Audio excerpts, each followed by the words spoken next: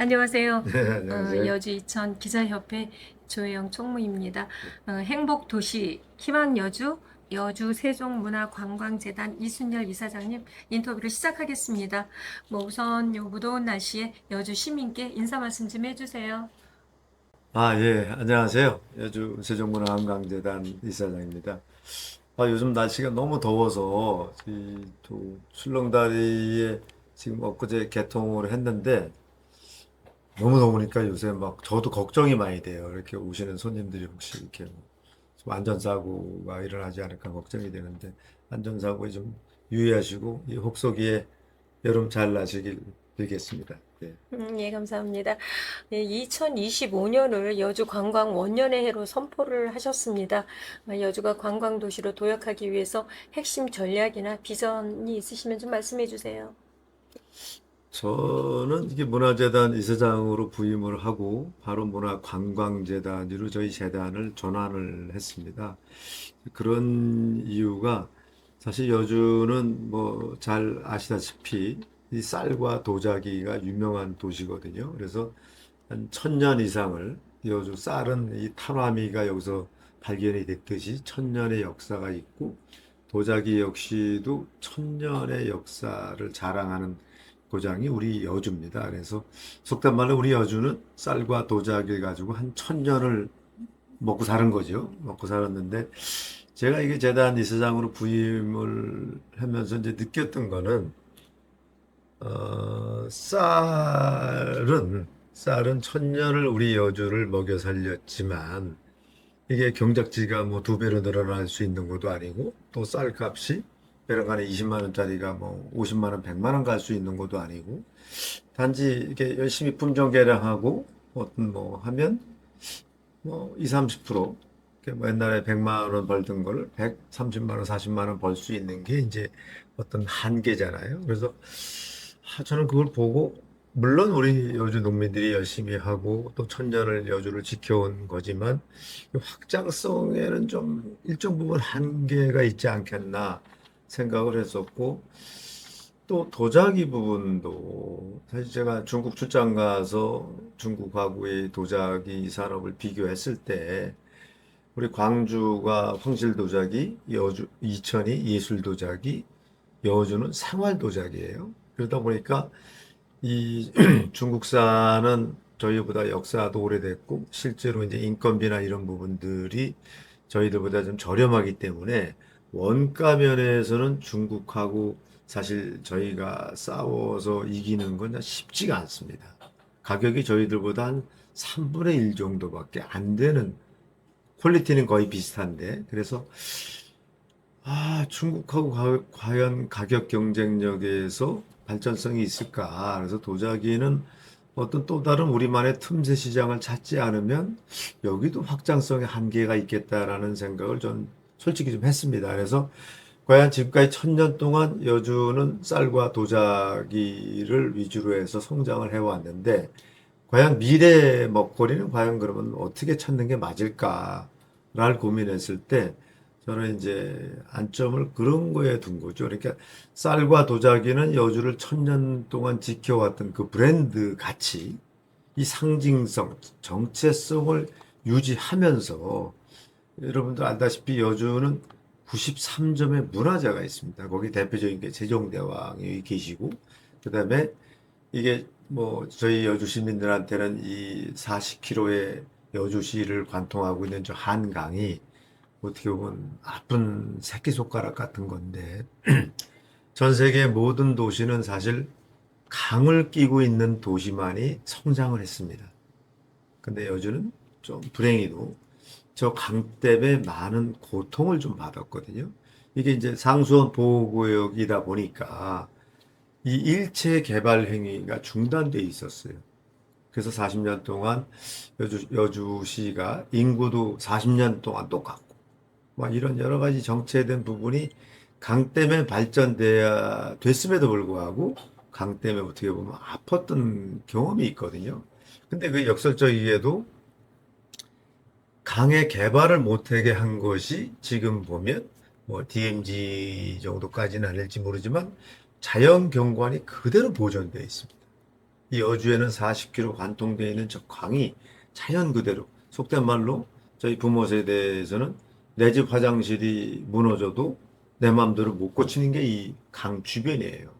그러다 보니까 큰 공장도 못 들어오고 그런 부분들이 있지만, 거꾸로 얘기하면 덕분에 역설적이게도 자연 그대로의 모습을 간직하고 있다.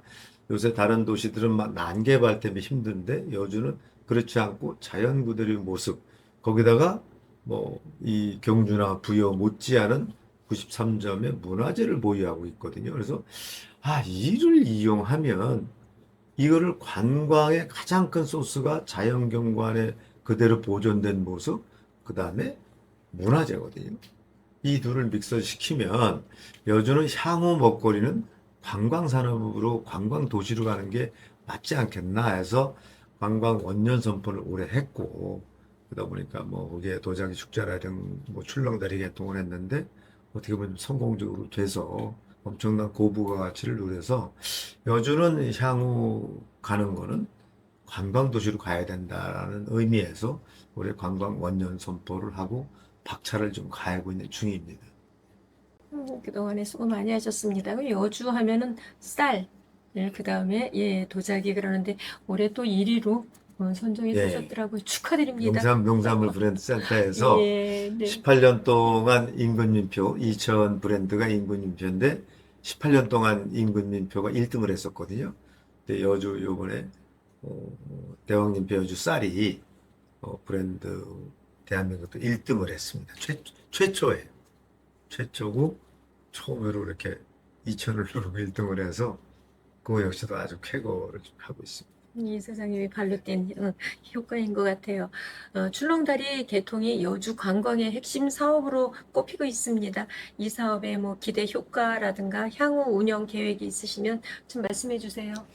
전국에 한 250개 이상의 출렁다리가 있습니다. 출렁다리가 있고 한때 뭐 붐처럼 지자체에서 이렇게 출렁다리를 개통을 했는데, 사실 저도 저 출렁다리 개통을 하면서 걱정 반 기대 반, 뭐 기대는 사실 서울에서 가장 가까운 곳에 있는 출렁다리예요. 그리고 시내 한복판에 있는 250개 출렁다리는 다 이렇게 외곽에 있거든요.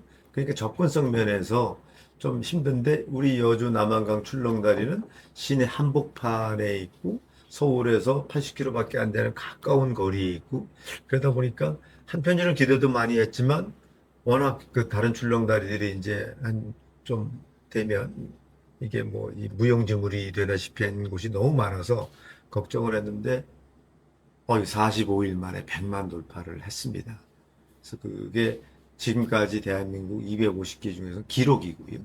그래서 저는 뭐 성공 요인보다는 더 이제 불안한 거는 앞으로도 계속 지속적으로 올 수 있느냐가 이제 관건인데, 저는 그 연령층을 좀 다양화시키는 거에 초점을 맞추고 싶어서 제가 일부러 젊은 친구들이, 여주에 이제 이 도농복합 도시다 보니까 이제 연령층이 좀 어르신들이 많이 사시거든요. 그래서 그분들만을 위한 마케팅을 하면 일정 부분 한계가 있겠다. 그래서 좀 젊은 층들이, 특히 이제 MZ 세대들이 올 수 있는 출렁다리를 만들어야겠다는 생각하에 뭐 1박 2일이라는 프로를 유치를 해서 여기에서 저 출렁다리에서 찍기도 했고요.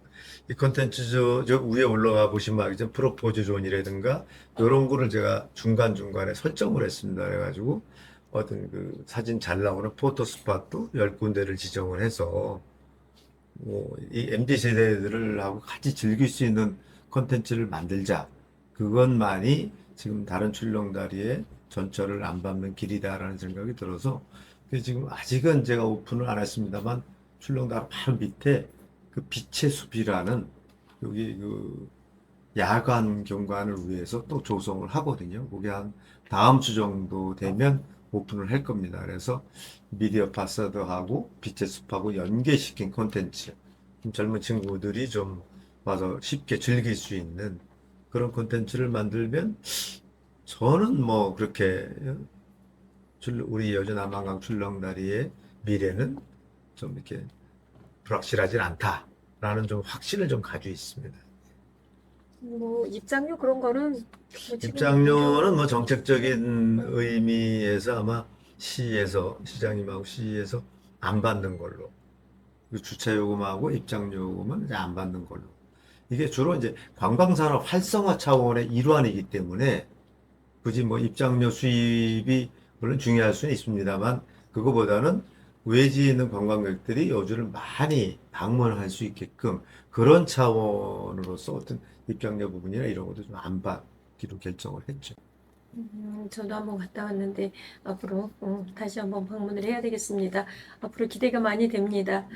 최근 반려마루와의 업무 협약을 통해 반려동물을 친화 관광 콘텐츠 사업으로 확대 추진 중에 있는데 지금 반려동물 분야에서 여주민들의 차별화 전략은 혹시 무엇이 있는지 좀 말씀해 주세요. 제가 지난주에 경기 반려마루랑 MOU 체결을 했거든요. 그런 이유가 뭐냐면 이 관광 도시로 만들어야 되는데 이게 아시다시피 서울에서 80km도 안 되는 거리상 어떻게 보면 이 거리가 가깝다는 게 엄청난 메리트가 될 수 있지만 이게 체류형 관광지로는 엄청난 마이너스예요. 굳이 여기서 자고 갈 필요가 없는 거예요. 바로 올라갈 수 있으니까. 한 시간이면 올라가니까. 그래서 과연 그 일반 관광보다는 체류형 관광객을 유치하는 게 어떻게 보면 여주의 관광도시 활성화 차원에서는 성공의 길이라고 저는 판단을 했고, 그러면 거리는 어떻게 할 수 있는 건 아니고, 거리에서 느끼는 장점은 최대한 살리고, 어떻게 해야 체류형 관광지로 만들 수 있는가라고 봤을 때, 저는 가장 어떻게 보면 손꼽았던 컨텐츠 중에 하나가 이제 자전거입니다. 그래서 전국 최초로 여기 바이크 텔도 만들었고, 자전거가 서울에서 출발해서 여기 80km 정도 되기 때문에 요 정도 거리에서는 하룻밤 자고 가야 됩니다. 자동차 타고 오면 바로 올라가지만 자전거를 가지고 내려왔을 경우는 80km 정도가 딱 하룻밤 자고 가는 그 장소가 여주고 또 이렇게 보가 세개가 전국에서 보가 세 개 있는 유일한 도시거든요. 그래서 보를 중심으로 한 강 주변에 자전거길이 잘 나 있습니다.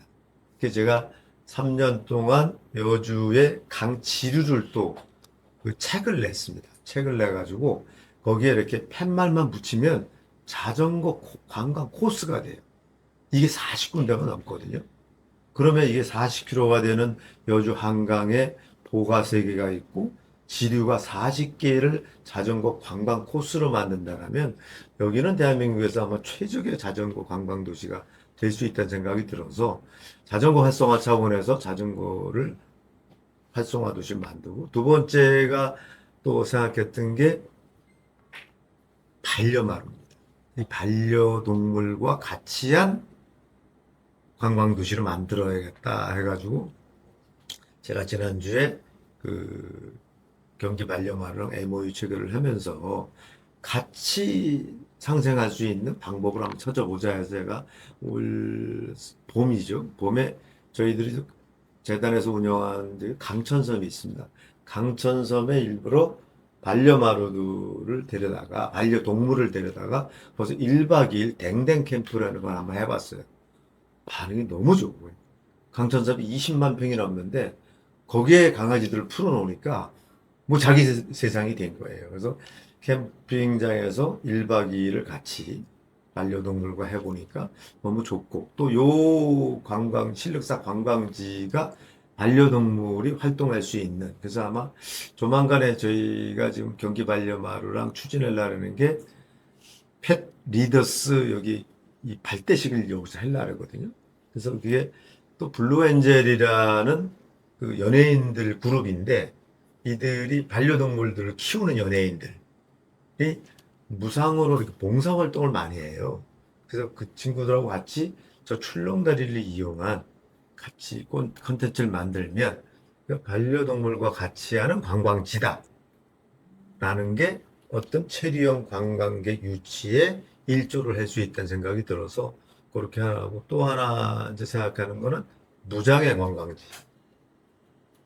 아마 대한민국의 많은 출렁다리를 보셨겠지만 휠체어를 타고 자유자재로 다닐 수 있는 아마 거의 유일한 곳이 우리 남한강 출렁다리입니다. 그래서 이 전체 관광지를 제가 무장의 관광지로 만들었어요. 강천섬하고 여기를 어떤 뭐 중증 장애인이 와도 마음대로 다닐 수 있는, 그게 이제 저희들이 여기에서 도자기 축제하고 오국나루 축제도 하지 않습니까? 그래서 장애인들도 얼마든지 굳이 장애인들이 아니더라도 무장애 이렇게 관광지로 만들어서 노약자, 임산부 이런 분들이 오셔서 전혀 이 불편함이 없는 관광지를 만들고자 하는 게 제가 또 어떤 체리형 관광지로서의 어떤 연계 프로그램 중에 하나고요. 마지막은 이제 야간 경관. 그래서 이제 다음 주에 빛의 숲을 개관을 하는데, 그러면 이 출렁다리와 이 아까 말씀드렸던 무장의 관광지, 반려마루, 자전거, 야간 경관, 이것이 저는 체리형 관광객을 유치하는 데는 가장 좋은 콘텐츠가 아닐까 해서 지금 추진을 계속 하고 있습니다. 앞으로 기대가 많이 됩니다. 발레, 오페라 등 기존 여주에서 접하기 어려웠던 장르의 공연을 시도하신 점이 참 인상 깊었습니다. 지역 문화예술 활성화를 위해 기획 단계에서 어떤 무슨 중점이 있는지 좀 말씀해 주세요. 사실 이 여주 같은 작은 소도시, 자그마한 도시, 특히 이제 도농복합 도시로서 이렇게 문화 혜택을 누리기가 쉽지 않지 않습니까? 근데 이제 왜 우리 여주 사람들한테는 좀 고급 문화랄까요? 이 발레나 이제 뭐 오페라나 이런 것들은 사실 여기 서울 가기 전엔 접하기가 쉽지 않잖아요. 그래서 근데 그런 공연들이나 이런 걸 유치하려면 사실 돈이 많이 듭니다. 근데 이제 공교롭게도 이 여주가 서울에서 가깝고 또 살기 좋은 도시로 소문이 나서 서울에서 유명 예술인들이 여기 내려와서 정착을 하시는 분들이 계세요. 이 발레도 마찬가지고 오페라도 마찬가지인데, 그분들을 제가 이제 DB 구축을 해서 그분들을 만나가지고 어차피 당신 집이 여기니 여주 시민을 상대로 해서 아마 발레를 좀 뭐 가르쳐 주면 어떻겠냐. 그래서 그런 제의를 하니까 자기들도 이제 여기가 고향은 아니지만 내가 사는 동네이기 때문에 여기 있는 시민들을 위해서 한번 내가 봉사를 했으면 하겠다 해서 그렇게 의견 일치를 봐가지고 한번 저희 국악당에 작년에 국악당에 한번 공연을 해본 거예요. 근데 여기 있는 사람들이 너무 좋아요. 이게 서울에서만 할 수 있는 이런 컨텐츠들을 기존에 그것도 뭐 솔직히 돈을 좀 많이 안 들인 상태에서, 돈을 많이 든다면 그것도 좀 불가능한데 그렇지 않은 상태에서 여주에서 국악당 공연하고 그들과의 어떤 여주 시민들하고의 콜라보를 이뤄가지고 해보니까 너무 좋아서, 아, 여주에서는 상상하지 못했던 그런 고급 문화도 우리도 할 수 있다. 뭐 이런 개념의 도입을 추진을 했던 거였는데 아주 반응이 좋았습니다. 그래서 지속적으로 유지를 하려고 합니다. 네. 앞으로 기대가 많이 됩니다. 여주 세종문화관광재단의 교육형 공연, 교과서에서 나온 예술 수업은 큰 반향을 얻고 있습니다. 문화예술 교육과정은 뭐 학대 교육이라든가 보완점이 있으시면 좀 말씀해 주세요. 그것도 어떻게 보면 같은 맥락에서 출발을 했는데요. 사실 이게 저도 여기가 제 고향이다 보니까 제가 어렸을 때는 제가 중학교 2학년 때 전기가 들어왔거든요. 그러다 보니까 뭐 거의 문화생활이라는 거는 못 해본 상태에서 여기서 제가 어린 시절을 자라왔기 때문에 그게 좀 선입견이 좀 많이 남아 있었고요. 아, 우리 같은 여주시 같은 작은 도시에서는 그러면 여기서 자라나는 어린이들과 청소년들은 그 남들은 서울에서 쉽게 접할 수 있는 거를 좀 접하기 쉽지가 않잖아요. 그래서 아이디어를 낸 게, 아, 이 친구들도 이렇게 어렸을 때부터 어떻게 보면 우리가 교과서에 나오는 공연이나 이런 내용들은 대한민국 전 국민이 어렸을 때 배우는 것들이잖아요. 근데 아까 말씀드렸지만 도시에서는 쉽게 접할 수 있는 거지만 이 시골 도시에서는 접하기가 쉽지 않아서 일부러 누구나, 그 대신 누구나가 다 아는 우리가 교과서에서 볼 수 있는 거기서 나오는 공연을 그대로 재현을 하는 거예요. 일부러. 그러니까 서울 사람도 이 교과서를 가지고 배우고 저 뭐 전라도나 경상도에서 이 교과서를 가지고 배우잖아요. 그러면 공감대 형성하는 게 가장 쉬우니까 여주에서도 가장 공감대 형성할 수 있는 게 교과서라 교과서에서 나오는 공연들을 일부러 그 재현을 해서 그 학교를 찾아가서 진짜 문화 혜택을 못 누리고 있는 우리 여주의 어린이들을 위해서 그 공연을 해주는 거예요. 그러니까 이 친구들 보면, 교과서에서 나왔던 내용인데 내 앞에서 하고 있는 거야. 그러니까 이게 쉽게 동화가 될 수 있는, 그래서 이게 반응이 아주 좋습니다. 그래서 막 각 학교에서는 매년 우리 학교 좀 와달라. 일부러 이제 거기서 아이디어를 내서 했는데 이것도 어떻게 보면 약간 성공한 작품 중에 하나가 되지 않았나 생각이 좀 듭니다. 아유, 그동안 뭐 이사장님 고생 많이 하셨습니다. 여주 하면 뭐 도자기 축제와 오곡나루 축제가 지역 대표 축제로 큰 성공을 하셨습니다. 시민 참여 확대와 글로벌화를 위한 향후 축제와 운영 방향을 뭐 어떻게 설정하고 계신지 좀 말씀해 주세요.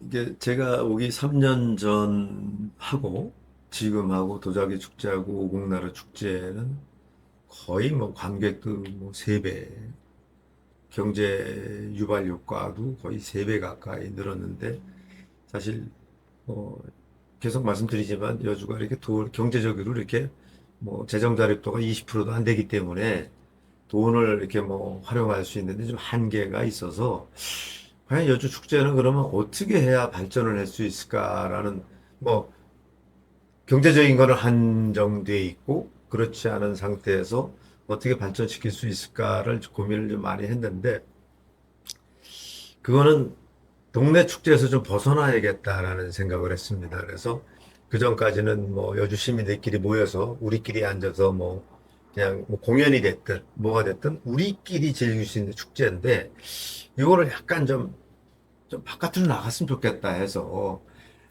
시도를 했을 때 사실 좀 반발도 많았습니다. 이게 이제 약간 수준 떨어지는 공연은 제가 일부러 배제를 했고 왜냐하면 우리 축제가 아니라 나는 경기 대표 축제로 만들고 싶다. 또 문화관광 축제로 만들고 싶다. 그러려다 보니 이것을 뭐 그동안 우리가 했던 약간 수준 떨어지는 이런 거는 좀 배제를 하고 약간 퀄리티 높은 거를 유도를 하자 해서 그 반발을 좀 재우는데 좀 쉽진 않았지만 어찌됐든 제가 뚝심 있게 그걸 밀어붙였습니다. 내 시장님한테도 내 장담컨대 내가 만들 테니 좀 나를 믿어다오라는 그런 취지. 또 시민들한테도 미안하지만 조금만 참어다오. 그래서 요번 도자기 축제도 사실은 제가 이 개막 3일 전에 도예인들이 90개 업체가 참여를 했거든요. 90개 업체하고 그다음에 식당 부스들에서 150명의 이 참여 업체들을 앉혀놓고 제가 그런 얘기를 했습니다. 도자기 축제 예산이 10억이다. 근데 저는 지금부터 게임을 하고 싶다. 여러분들이 지금부터 1,000억짜리 게임을 할 건데 같이 동참을 해줬으면 좋겠다. 그러니까 지금 이게 무슨 얘기냐는데 제가 3년간 도자기 축제, 오곡나루 축제를 하다 보니까 외지에서 사람들이 계속 돈 2배, 3배씩 늘어나는데 제 올해 관광객 목표가 100만 명입니다. 근데 제가 3년 동안 조사해 보니까 도자기 축제에 와서 3시간, 4시간 머무르면서 밥 2끼 먹고 커피 한 잔 먹고 기름 넣고 또 도자기 축제 왔으니까 도자기 한 점 사고 오곡나루 축제는 3시간, 4시간 있으면서 밥 먹고 커피 먹고 쌀 사고 고구마 사고 이거를 설문조사를 해보니까 1인당 10만 원씩 소비를 합니다. 그러니까 1인당 10만 원씩 사가지고 가는데 그 중에 90%가 외지인입니다. 그 외지인이 여기 와가지고 10만 원씩 100만 명이 오면 1,000억입니다. 그거 열흘 동안 쓰는 돈이 지금부터 내일 모레부터 도자기 축제를 하는데 100만 명이 내 목표인데 10만 원씩 쓰면 1,000억입니다. 이 1,000억이라는 돈은 여주시 1년 예산이 1조입니다. 1조에 1,000억이면 10%인데 여기 계신 150명 여러분들이 내일 모레부터 열흘간 벌어들일 돈이 여주시 1년 예산의 10%를 봅니다. 그러니 이거는 우리들만의 축제가 아니고 경기 대표 축제로 선정이 됐다. 그러니까 내가 좀 약간 잔머리 굴려서 가격 한 5만 원, 10만 원 더 받아가지고 내가 몇백만 원 더 버는 거 가격 가지고 장난 놀지 맙시다. 그리고 식당 하시는 분들 설거지 할 때 대충대충 해서 위생 문제 지적받지 맙시다. 여러분들이 조금만 고생하시면 우리는 1,000억을 벌 수 있습니다. 여러분들이 이렇게 잡놀이 굴려가지고 100만 원, 200만 원 속단 말로 삥 치지 말고 있는 그대로 한번 장사하고 해서 외지 사람들이 100만 명이 온다는데 이분들한테 우리 도자기 축제 위상을 높입시다. 여러분들이 주인공입니다. 주인이 돼서 한번 이 게임을 한번 해봅시다. 그럼 여주시 1년 예산에 10%를 번다는데 자랑스럽지 않습니까? 사실 믿는 사람이 거의 없었어요. 근데 실제로 해보니까 116만 8천 명이 오고 10만 원치 쓸 줄 알았더니 설문조사 비용이 16만 원을 쓴 거예요. 실제로 통계 평가위원회 했는데 1949억이 나왔어요. 이게 경기도 대표 축제이기 때문에 경기도 평가위원들이 내려온 거거든요. 문화관광 축제이기 때문에 문체부에서 평가위원들이 내려와서 그들이 설문조사를 해가지고 그들이 통계를 낸 거예요. 그 착자를 냈습니다. 다 같이 못 믿. 이게 처음에는 저도 못 믿었어요. 도자기 축제 예산이 10억이에요. 10억 가지고 1949억을 벌었어요. 여주 시민들. 근데 지금 우스갯소리로 제가 여기 식당을 가면요. 지금도 저 밥값을 안 받아요. 돈을 너무 벌어. 그러니까 누가 얼마 벌고 이게 문제가 아니고 주변 전체가 돈을 너무 벌어요. 이게 뭐 음식 재료가 떨어져서 문을 닫고 요새 브레이크 타임이 생겼대요. 여주에서 식당에 브레이크 타임이 있은 적이 없었는데 브레이크 타임. 왜냐면 준비를 해야 돼서 이게 그 정도로 이 실력사 관광지 전체를 좀 바꿔버렸어요. 이게 10억짜리 축제의 효과입니다. 저는 그게 관광인 거고. 그래서 지금은 이제 여주 시민들이 좀 피부로 느껴요. 옛날에는 뭐 일원상 뭐 이런, 진짜 돈을 많이 버니까. 좀 할 얘기 하지만 제 밥값도 안 받고 인사받느냐고 정신을 너무 고맙다. 누가 얼마 벌었는지 솔직히 잘 모르잖아요, 이거는. 도예 업체들은 아까 말씀드렸지만 도자기가 여기가 천년 됐고 진짜 도자기로 부흥한 도시예요. 근데 이게 도자기가 사양 산업이다 보니까 도자기 조합 이사장이 와가지고 한 얘기가 뭐 매출이 2배 올랐다, 3배 올랐다 이게 중요한 게 아니라 30년 가까이를 도자기는 계속 사양 산업으로 내려왔거든요. 그러다 보니까 이 도예인들이 이래다가 다 같이 죽는구나. 그게 5년 뒤가 될지 10년 뒤가 될지 모르지만 죽는 건 결정된 거예요. 이게 30년 동안 한 해도 이게 성장이 안 되고 추락만 했기 때문에. 근데 그게 올해 이 내려가던 게 이게 거꾸로 올라온 거예요. 그 금액이 중요한 게 아니라 도예인들이 언젠가는 죽을 건데 근데 그게 안 죽을 수 있는 거 아닌가? 라는 희망을 줬다는 게 자기들한테는 너무 고맙다. 내가 돈 얼마 벌고 안 벌고 중요치가 않다. 다 같이 우리는 망할 거야 라는 비관론적으로 30년을 살아왔는데 이번 도자기 축제를 보면서 아니야. 안 죽을 수 있을 것 같아. 살아날 수 있을 것 같아.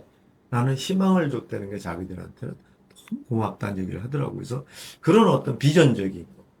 이건 어떤 뭐 금액하고 계산하는 게 아니라 그런 축제 하나로 인해 가지고 많은 사람들한테 꿈과 희망을 줄 수 있고 실제로 경제적으로도 10억 가지고 1949, 이게 200배잖아요. 그런 효과, 아까 제가 서두에 말씀드렸던 쌀과 도자기 이거엔 확장성에 한계가 있는데 관광은 그게 없거든요. 그래서 여주의 미래는 관광으로 가야 되지 않겠다는 생각을 계속 제가 주장하는 게 그런 의미입니다. 그게 이제 수치상으로 보여준 게 이번 도자기 축제, 또 10월 달에 있을 오곡나루 축제. 근데 그러기 위해서는 돈은 한계가 있고 저는 지금 경기 대표 축제로 2개 다 선정이 됐거든요. 경기도 31개 시 중에 한 축제가 한 300개 정도 됩니다. 그중에 19개 경기 대표 축제를 뽑았는데 여주의 이 자그마한 도시 2개가 다 선정이 됐어요. 오국나라 축제, 도자기 축제. 그래서 경기 대표 축제로 뭐 상금도 많이 받았지만 저는 더 나아가서 문화관광 축제, 글로벌 축제로 가야 되지 않겠나라는 생각을 좀 하고 올해 내년에 제가 계획이 있습니다. 이 글로벌 축제로 가기 위한 그 스텝들을 좀 밟고 있는 중입니다. 아유, 다시 한번 축하드리고 이사장님 뭐 3년 동안 진짜 고생을 많이 하셨네요. 너무한 것 같아요. 진짜 많이 하셨어요. 고생 많이 하셨고 앞으로 뭐 기대가 운이 많이 좋아서 됩니다. 성과는 좀 많이 있었던 것 아이고 같습니다. 100만 명 돌파를 했고 네. 시범을 100만 명 돌파가 아유 세상에 경기도 300개 축제 중에 유일한 겁니다. 100만 명이 넘는 축제가 화성 수원 축제도 100만 명이 안 되는데 이 11만 5천 명밖에 안 되는 여주시에 100만 명 넘는 유일한 축제로 이번에 등극을 했습니다. 네. 대단한 겁니다. 네. 그러면 이사장님 마지막으로 이사장님이 생각하시는 여주다운 관광이란 뭐 어떤 모습인지 네, 좀 말씀해 주세요. 그리고 또 뭐 우리 언론인 함께 참석한 우리 언론인 여러분께 좀 한 말씀 해주십시오. 네, 이 뭐 여러분들이 이렇게 진짜 도와주셔가지고 저는 계속 3년간 제 임무를 수행을 했지만 운도 많이 따랐다는 생각이 좀 들고요. 또 공교롭게도 제가 이게 예측했던 부분들이 일정 부분 많이 맞아 들어가서 기분도 좋고 요번에 뭐 경평을 했는데 1등급을 받아서 뭐저 개인적으로도 좀 영광스럽기도 한데요. 그럼에도 불구하고 과연 여주 관광은 어떻게 뭐 여주가 먹고 사는 길이 관광이라고 제가 정의를 내렸으면 과연 어떻게 할 거냐, 앞으로는 어떻게 할 거냐, 과거지사고 저는 그거라고 생각이 들거든요. 이게 누구도 흉내내지 못하는 콘텐츠를 만들어야겠다라는 게 제 목표입니다. 여주만의 콘텐츠. 그러니까 내가 어떤 콘텐츠를 하나 내세웠는데, 아, 이건 여주 거야. 근데 다른 도시에서, 아, 흉내를 내려 그러니까, 이게 못 내. 그러니까 누구도 흉내내지 못하는 콘텐츠를 만들어서 그거를 관광과 결합을 해서 가야 여주는 관광도시를 발전할 수 있다는 게 제 생각인데, 그럼 누구도 흉내내지 못하는 건 어떻게 만들 거냐? 첫 번째, 아까 서두에 말씀드렸던 여주는 한강이 40km를 관통하고 있습니다. 40km를 그 도시의 중과 가운데를 관통하고 있는 도시 많지 않거든요. 그리고 40년 동안 아무도 그걸 건들지 못하게 천혜의 관광 자연을 그대로 가지고 있는 도시, 이건 여주밖에 없습니다. 거기에 93점의 문화재, 속단 말로 세종대왕릉이 여기 있거든요. 전 세계 세종대왕릉이 또 있나요? 없잖아요. 세종대왕릉을 콘텐츠를 만들어서 연결시키면 이 세상에 그 누구도 흉내를 못 내는 거죠.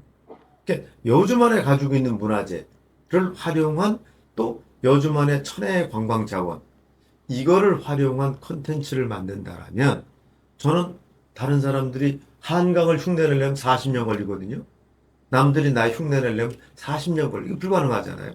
그 다음에 우리만의 가지고 있는 콘텐츠, 문화재, 남들은 이걸 흉내낼 수가 없잖아요. 그래서 문화재와 천혜의 관광 자연을 이용한 콘텐츠를 만들어서 활성화시키는 방법. 거기에 저는 대표적인 게 세종대왕이라는 생각이 듭니다.